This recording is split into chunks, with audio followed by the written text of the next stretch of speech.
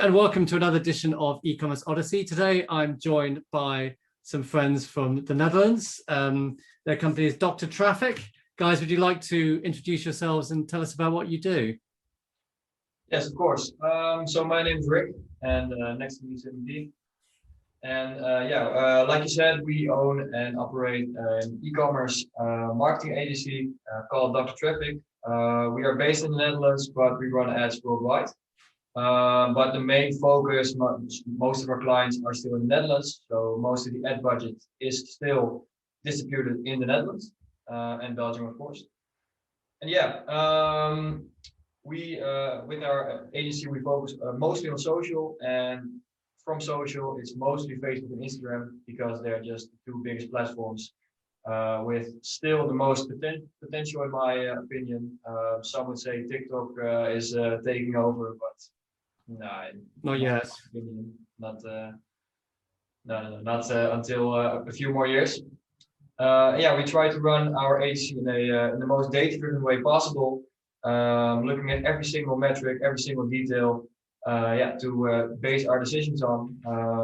We fully try to neglect our emotions in our decision making, in the scaling of our ad accounts, the killing of ad sets, all that.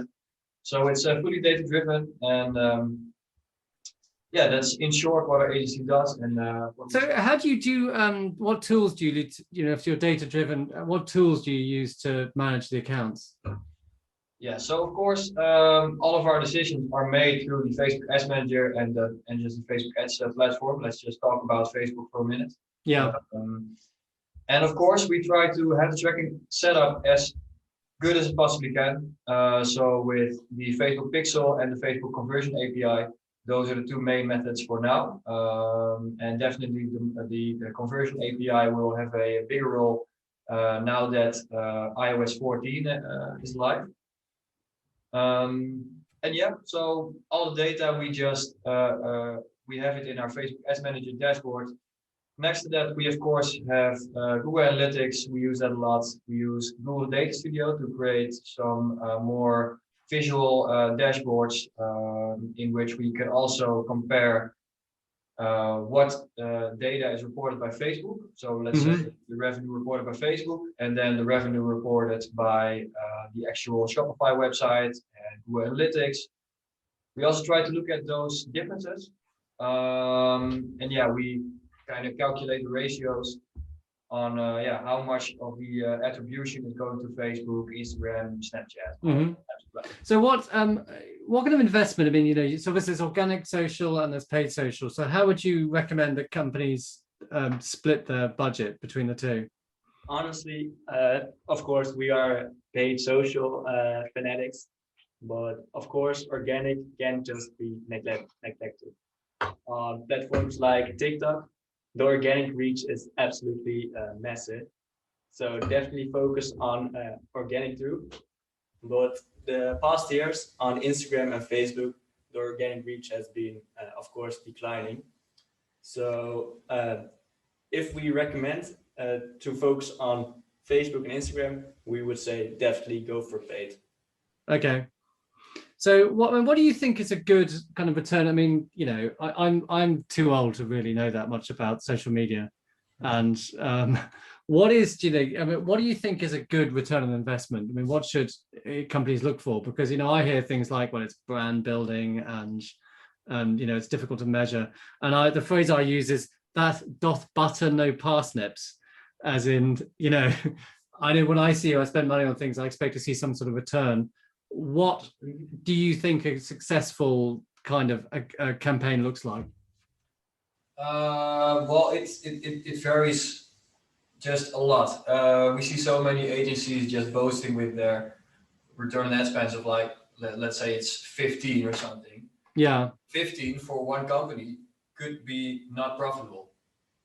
It all depends on the company, on the margins, on the scale that they're at. But the market in which we are mostly invested is direct-to-consumer products, and these are products that are just easily sold on like a one-day basis. So if someone sees an ad, they immediately can purchase. So these drop ship from China, or are there a lot of them? No, Or? no, definitely not. No, No, because I no. see a lot of things on Facebook, and I think, is that dropship from China?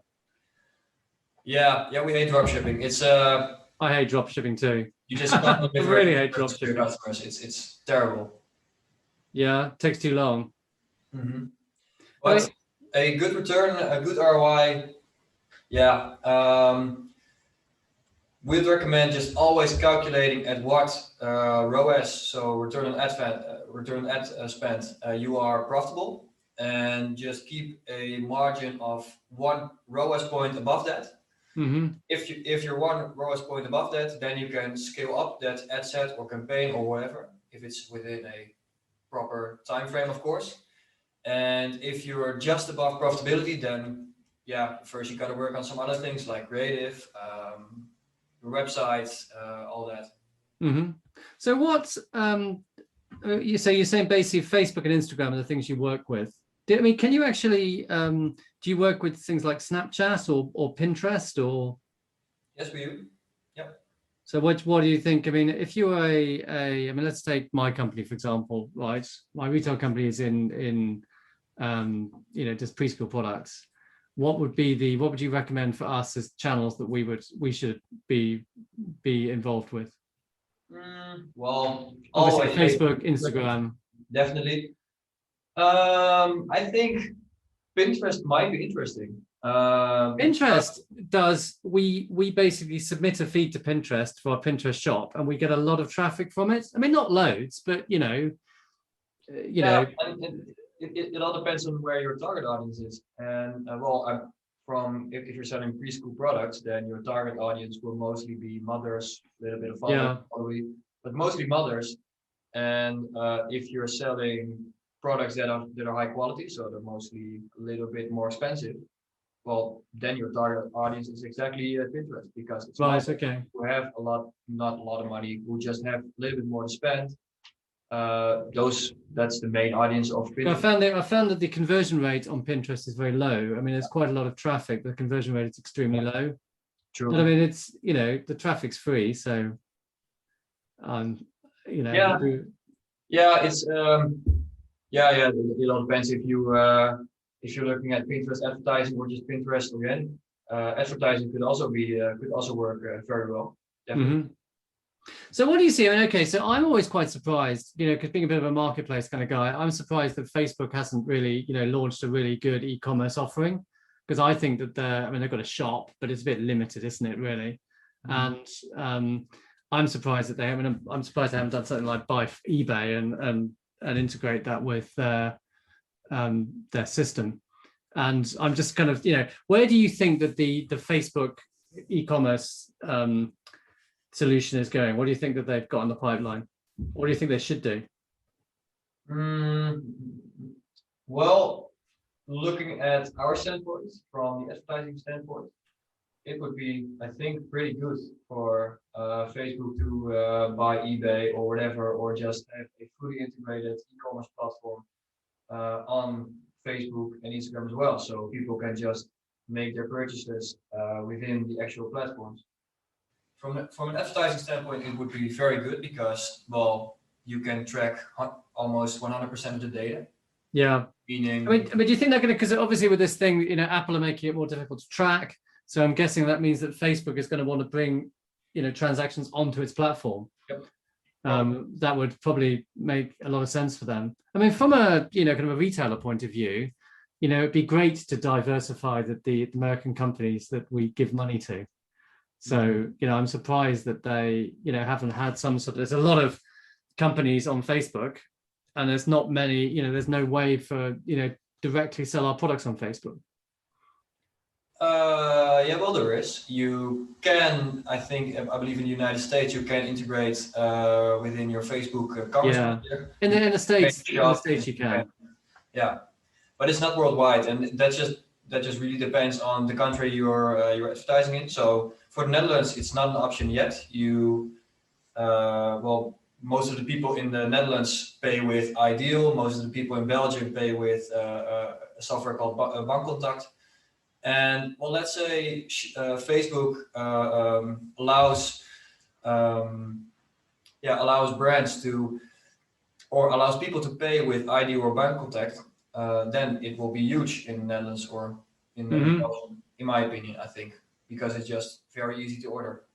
So how you guys, so I'm going to ask you a philosophical question now. What do you think? I mean, obviously, you know, Facebook gets a lot of bad press and, you know, it's all about sucking people. I mean, I was watching that thing, Antisocial Network, is about, you know, it tries to suck people's attention, keep them going. And I think it's, you know, working with Facebook, I mean, how do you sleep at night?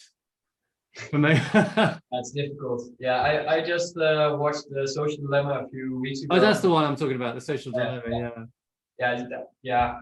It's just the weeks before that, I just kind of neglected it. I thought it was, well, it's just purely just hate on Facebook, and it's my job, so why would I want to take all that hate?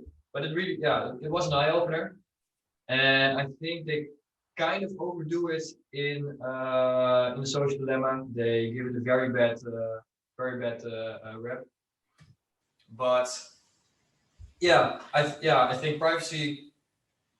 Yeah, Facebook has, I think, too much power on privacy and all that. Have you ever downloaded your Facebook data?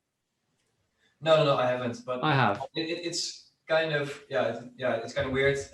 Both of us, we don't use Facebook or Instagram. That's telling.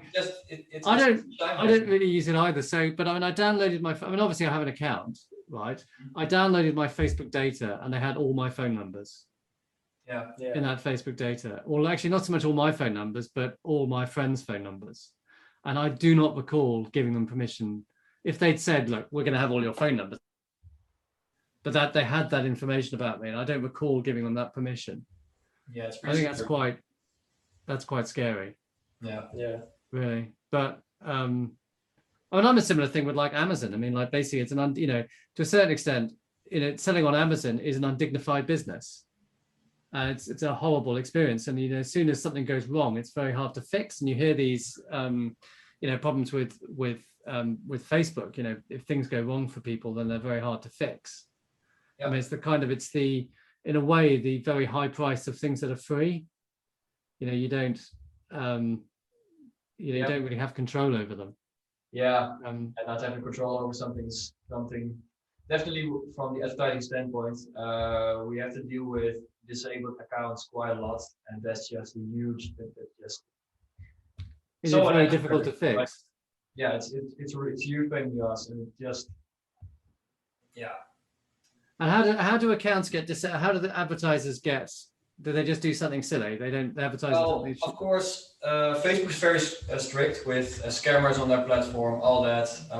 They really want nothing of that. So if there's any kind of suspicious activity, one ad that crosses the line or whatever, most of the times you get a warning, but there are also just times that you just disabled immediately and you can't do anything, and you have to contact support, and those are the problems that are just very hard to fix. But yeah, Facebook's automatic or Facebook's AI for reviewing the ads, for reviewing the ad accounts is it's not fail safe. So it also takes down a lot of true advertisers who really don't mean any harm in the process. Because my experience with this is, dealing with Amazon is the worst. If you've got some companies, typically what you would do if you have a problem with the company is you write them, you write to the CEO. That's what I do. Yeah. Most of the time, that would just get the problem fixed straight away. Now, I did that. I had a problem with Amazon, wrote to Jeff Bezos, didn't even get a reply.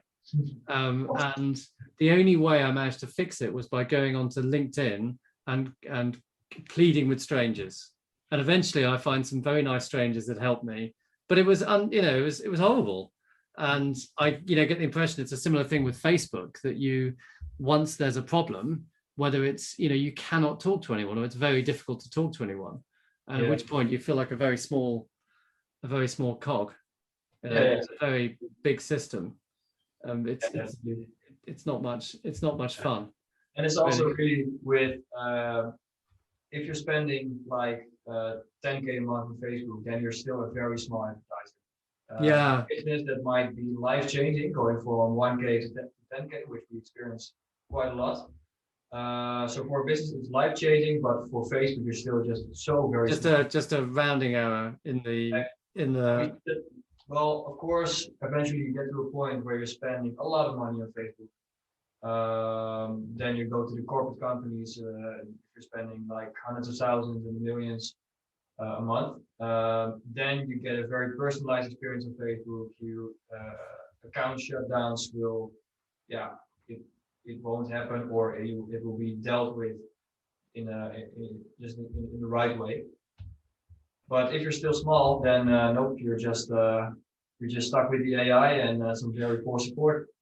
I don't know. So I don't know if the AI in itself is such a problem. It's just you can't get around it. You can't talk to anyone if you need to solve a problem, because you say, I mean, like, if you've got people make mistakes, and I think that particularly if you over time, then your chance of making a mistake it obviously increase over time, or you do something silly, and you then undoubtedly these companies have some sort of fraud score or some sort of score, and if you in some way get marked on that score, then it can be very hard to know even what the problem is, because they would say, I mean, problems we've had, they said, oh, we won't tell you what the problem is because we don't want people to know how our systems work. So, it's a game of guess why we're upset with you.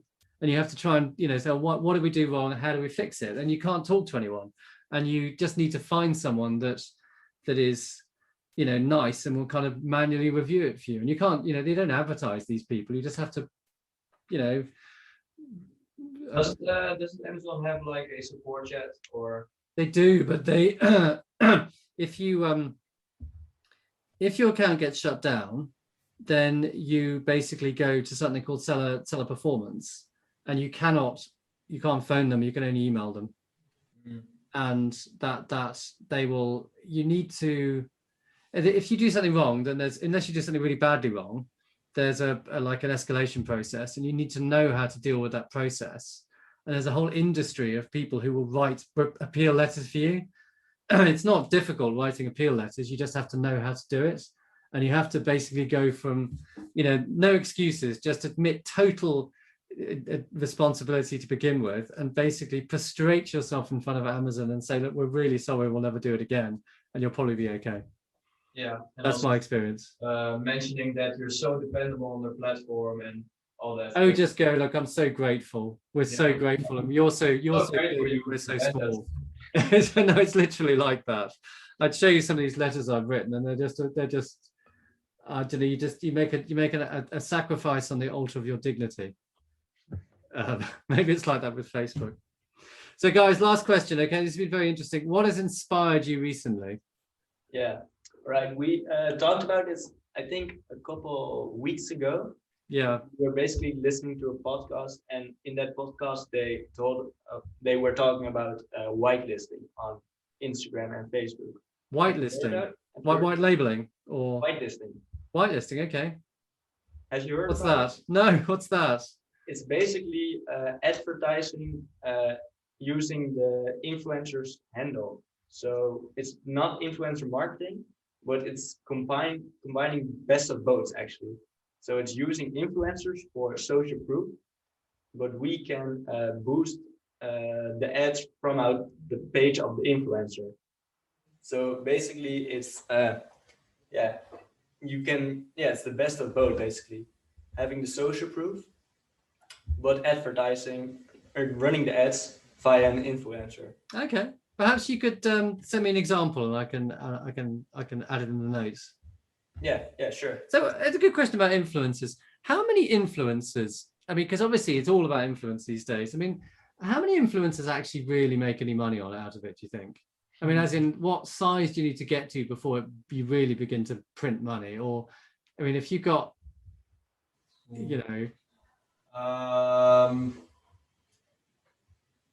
Yeah, it's difficult. I think if you're if you're a very generic influencer, you need to have a lot of followers to really make some money.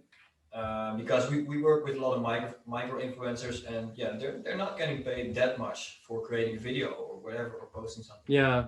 But if you're, so what would they get paid? A few $100, a few tens of dollars? I mean, what would be the?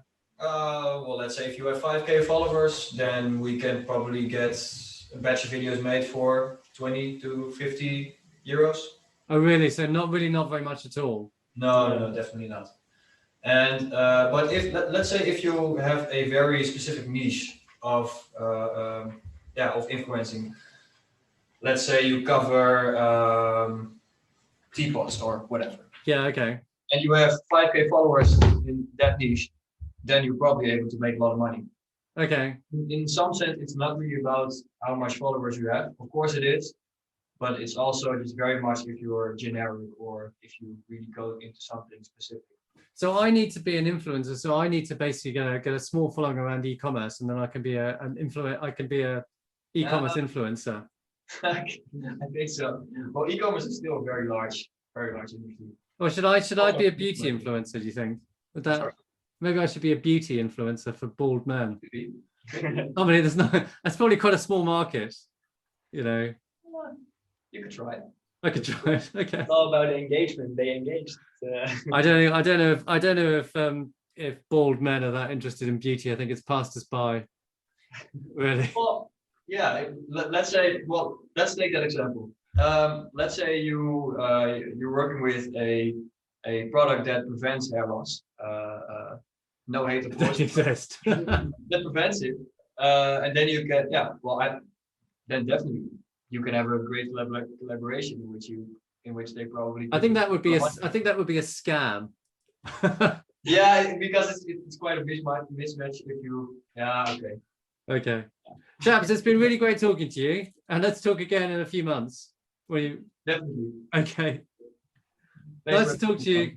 Bye-bye. Bye.